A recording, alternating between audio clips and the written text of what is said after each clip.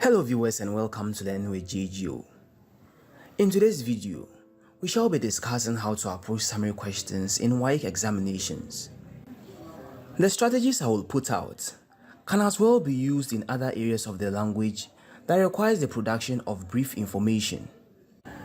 I entreat you all to like this video, subscribe to the channel, and hit the notification bell so that whenever I upload a new video, you don't miss out. Let's begin. Summary is an important concept in our lives, not just in examinations. This is why summary is being taught in high schools, so that students can apply it in other areas of their lives, most especially in their communication. What is this concept of summary writing? Summary writing is a technique that involves shortening a long piece of writing by highlighting its main points. What this means is that in summary writing, your summary must be brief. It must be concise. It must contain the main points from the larger text and should not lose its meaning. As students, doing this will save you much time to focus on other aspects of your work. Note that the summary aspect of your exams carries a whole 30 marks, and you can easily score everything if you know what you are about. You just need to understand how to approach writing summaries in any WAEC examination. Let's take a look at the approaches to writing very good summaries. Approach number 1. Avoid the addition of irrelevant materials. What are the irrelevant materials we are talking about? We can talk of examples, explanations, and other details that try to explain the main idea in a sentence. Our main interest is in answering our questions by picking out the main idea or the topic sentence in the passage. Secondary sentences in the passage that do not answer your question becomes redundant. They are irrelevant.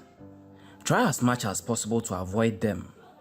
When you answer summary questions and you begin to include phrases or group of words like such as, which includes, that is, who are, know that you are going about your summary in the wrong way. You will end up writing examples in your answer. Let's take a look at an example. From the interview, we realize that Mrs. Aku likes good students who are intelligent, obedient, honest, and smart. If you were asked to summarize in one sentence what Mrs. Aku likes, here is how the answer would look like. Mrs. Aku likes good students.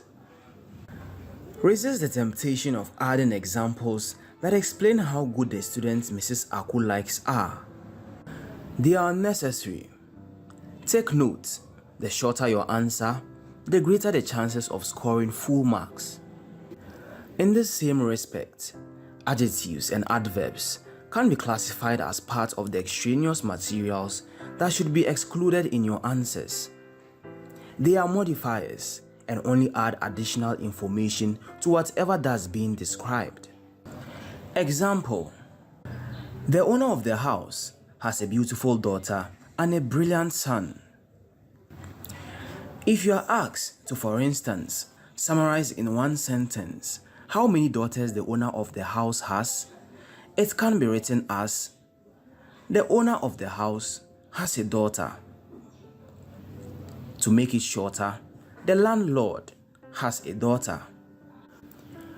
We do not care about how beautiful the daughter of the landlord is. What we are interested in is the number of daughters he has. Approach number 2.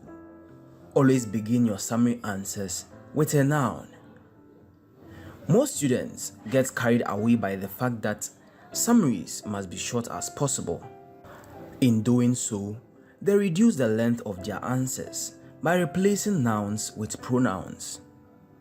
For instance, if you are asked to state 2 causes of teenage pregnancy, you don't begin your answer by saying, it is caused by. Instead, what you do is to begin the sentence with the noun teenage pregnancy. Your answers will be acceptable, however, if the noun precedes the sentence in the first answer and the pronoun precedes the other sentences in the subsequent answers. That is to say, after saying teenage pregnancy is caused by, for instance, poor parenting as your first point, in your next point, you can start by saying it is caused by the lack of education. To be on the safer side, however, I entreat you to begin every sentence with a noun. You have nothing to lose. Approach number 3, substitution. Approach number 3 has to do with the substitution of words. Summary writing requires that students try as much as possible to shorten a long piece of writing in their own diction. That is to say, it is preferable to write summaries in your own words if you can, but take note, in doing so, the meaning of the sentence shouldn't change. The structure or form shouldn't change either. What this means is this. In substitution, whichever word you choose to replace another in the passage must perform the same function as that word, or even better than it. Substitution is not done merely because it is a requirement. It is done because it shortens the length of your sentences by replacing a group of words with a word. Let's look at an example. Men were fighting over food at work. Soldiers appeared out of nowhere. Their presence put fear in everyone. In their attempt to bring order to the house, they caned the blacksmiths and the carpenters with big fat canes, using all their might. The soldiers then dragged the blacksmiths and the carpenters hastily under the hot sun to the house of the ruler of the village for judgment. In 2 sentences, one for each, summarize the attempts made by the soldiers to bring order to the house. How do you tackle such a question? You have to pay close attention to what the question asks of you. You are required to summarize the attempts made by soldiers to restore order, nothing more, nothing less. Let's take a look at how to derive our answers. Our first answer can be found in the 4th sentence. In their attempt to bring order to the house, they caned the blacksmiths and the carpenters with big fat canes, using all their might. Now, you notice how very long this sentence is. We have to trim it down using the substitution approach. We first of all take away the irrelevant materials in the sentence as discussed in the first approach. We will now have this. They caned the blacksmiths and the carpenters. Remember in approach 2 that it is required of you to start your summary answers with a noun. Therefore, we will begin by saying, the soldiers caned the blacksmiths and the carpenters. We then make our substitutions and come out with, the soldiers caned the workers. The soldiers flogged the workers. The soldiers flogged the culprits. Our second answer is found in the 5th sentence. The soldiers dragged the blacksmiths and the carpenters hastily under the hot sun to the house of the ruler of the village for judgment. Once again, we take away the irrelevant materials. This leaves us with, the soldiers dragged the blacksmiths and the carpenters to the house of the ruler. When the substitution approach is applied, we come out with, the soldiers dragged the workers to the chief's palace. You realize that in the example given, the main idea relating to the question was picked.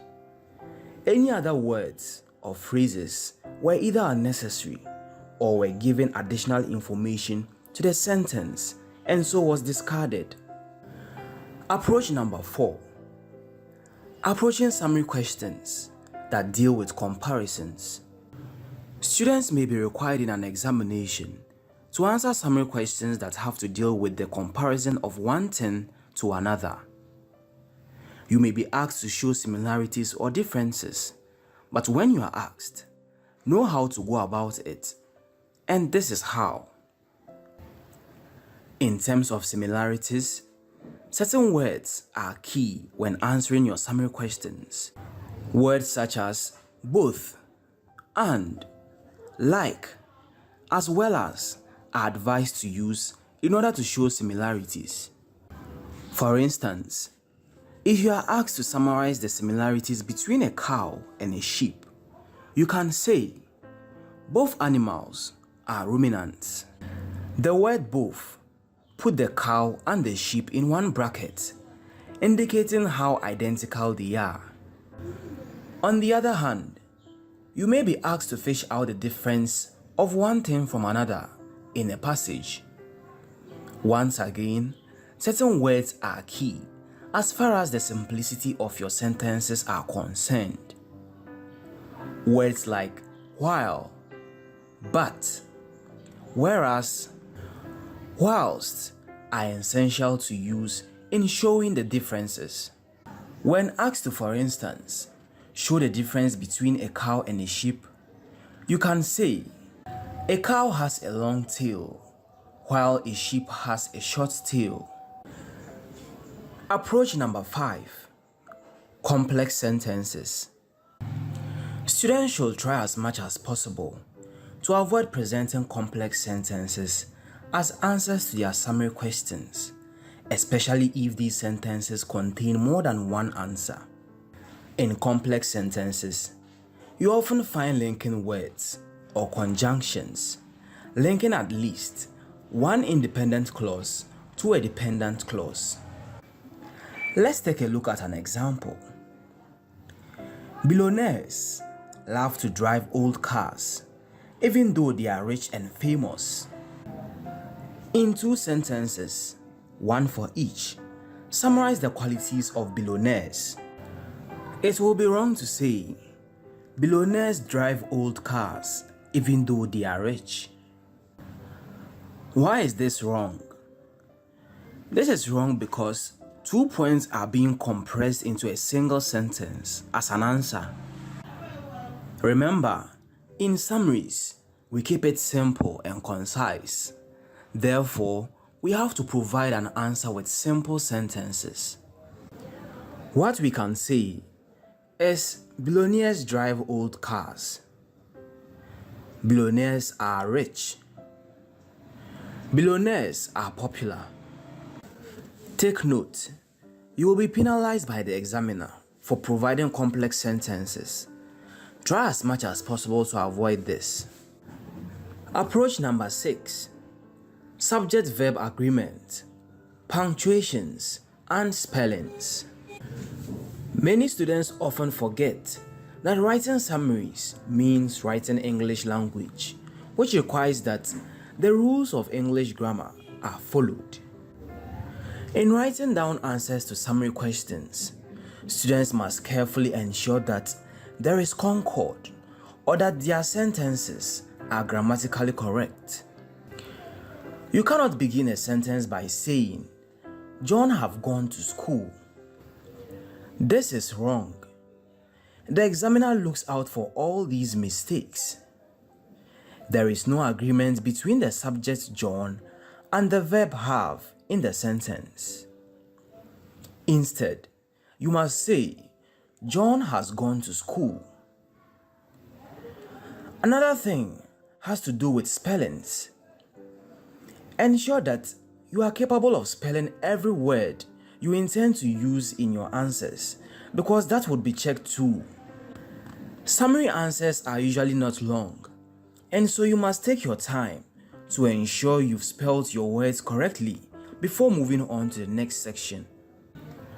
Punctuations are also very necessary when it comes to summary writing. Every sentence, for instance, ends in a full stop. You must ensure that at the end of every sentence, there is a full stop. Commas, apostrophes, and other punctuations must be written where necessary.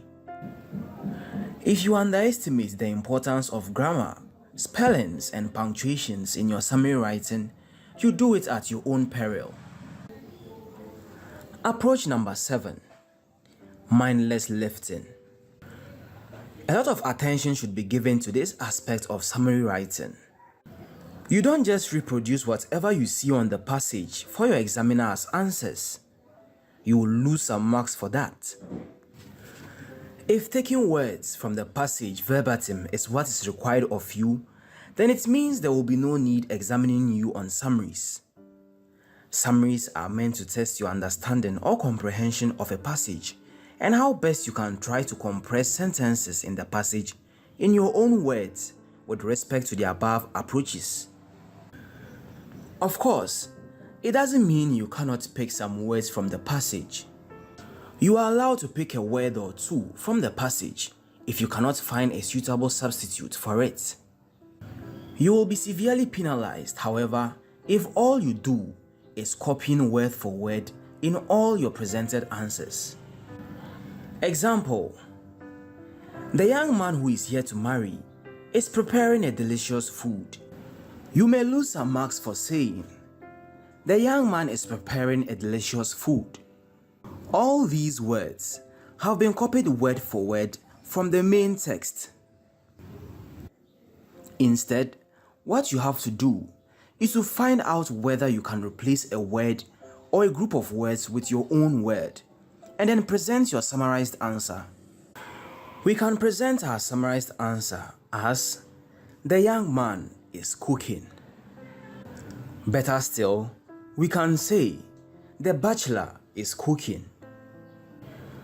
You realize in these two sentences that we have successfully replaced some words with our own words, which haven't changed the meaning of the original sentence. One key thing to do in order to avoid mindless lifting is knowing your synonyms very well. If you know your synonyms very well, you can easily substitute one word for another, and the meaning of the sentence will remain the same. Thanks for watching this video. Don't forget to subscribe to the channel, like, comment, and share.